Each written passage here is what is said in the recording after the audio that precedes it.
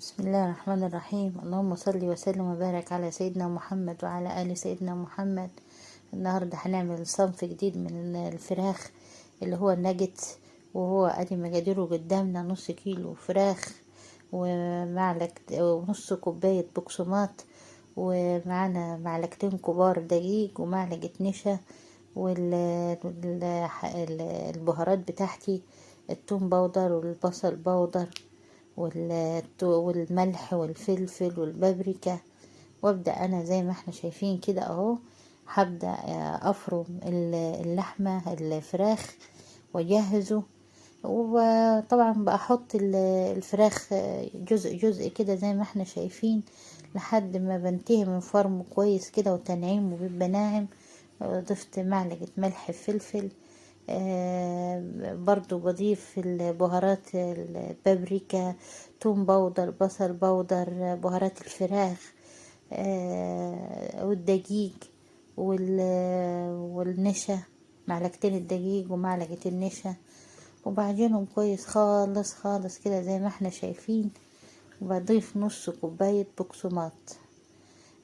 بعجنها كويس لان البقسماط ده مهم جدا، لان هو اللي بيلملي الخلطة دي كلها، بحيث ان بيخلي لي اللحمة كأني حتة عجينة في ايدي، انا زي عجينة الكفتة كده بالظبط. زي ما احنا شايفين اهو. ولازم نبقى ظابطين حياجة وتبقى ملحها مظبوط يعني.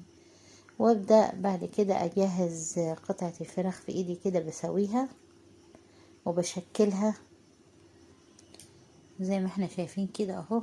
بشكلها بالشكل اللي يريحني انا يعني. وابدأ احطه في الكريسبي بتاعي، طبعا اللي هو انا بجيبه اللي هو بيدي الشكل والطعم اللي بيحبوه الولاد. فانا مجهزة طبق برضو فيه شوية مية والكريسبي. بحط قطعة الفراخ في المية، وبعد كده بحطها على الكريسبي كده، بتجمع عليها كمية من الكريسبي اللي بيديها الشكل الحلو اللي بيحبوه الولاد، وبيديها القرمشة بعدين بتاعته. انا بجهزها وبكون محضرة طبق فل عليه كيس تلاجة كده فرداه، وابدأ كل قطعة بجهزها وبشكلها، احطها اريحها في الطبق.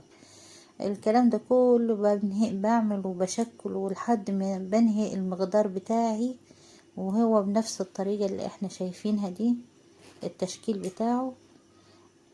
بحطها في المية، وبعدين بحطها في الكريسبي، بملاها بالكريسبي كده كويس، اللي هو طبعا اللي بيديني القرمشة بعدين في التحمير. هو لازم انا بريحه في التلاجة لو انا مستعجل عليه يعني وهاكله في نفس اليوم، فانا بسيبه في التلاجة على اقل ساعة في الفريزر، بعدين ببدأ احمره. اهني طبعا اداني كمية والله كبيرة جدا. يعني نص كيلو فراخ يديني الكمية دي كلها، طبعا كويسة خالص خالص. شوف احنا بنجيب الاكياس دلوقتي بالشيء الفلاني. وطبعا بحطه في التلاجة، لازم اجمده. انا طبعا جمدته، وبعد كده بدأت احمره زي ما احنا شايفين اهو في الزيت. طبعا شايفين بدي شكله طبعا ظهر خالص، وعرفنا طبعا ان هو ناجح 100%. والله نفس الطعم ونفس النكهة ونفس الشكل، يعني هيخلي ولادك يستمتعوا بيه. وطبعا ما تنسوناش في الشير واللايك لقناتنا ومامتها عشان ننزلكم كل جديد. وهو معانا مخلل اللفت بتاعنا اللي عملناه قبل كده. وشكرا.